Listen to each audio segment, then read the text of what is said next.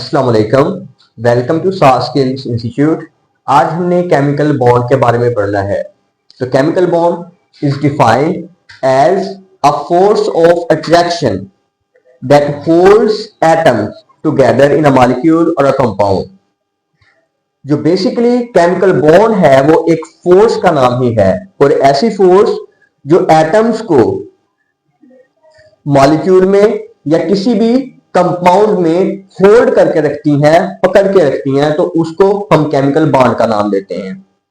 जब two atoms approach करते हैं, एक दूसरे के मतलब पास आते हैं, तो two types of forces develop होती हैं। एक को बोलते हैं रिपल्शन फोर्सेस और एक को बोलते हैं अट्रैक्टिव फोर्सेस। तो ये रिपल्शन फोर्सेस होती हैं वो एटम्स को एक दूसरे से अवे लेके जाती हैं, और जो अट्रैक्टिव फोर्सेस होती हैं वो एटम्स को एक दूसरे के क्लोज लाती हैं।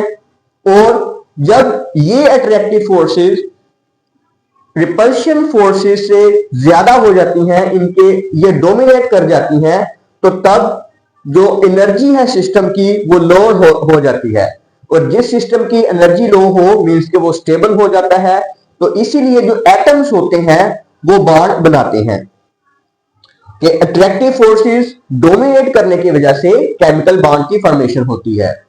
अब बेसिकली जो केमिकल बॉन्ड होता है वो इलेक्ट्रॉन्स की ट्रांसफर से या इलेक्ट्रॉन की शेयरिंग से बनता है। तो उसकी बेसिस पे nature of chemical bond means के इलेक्ट्रॉन्स जो होते हैं वो एक एटम से दूसरे एटम तक ट्रांसफर हो सकते हैं, और फिर वो बाद में आपस में जुड़ सकते हैं।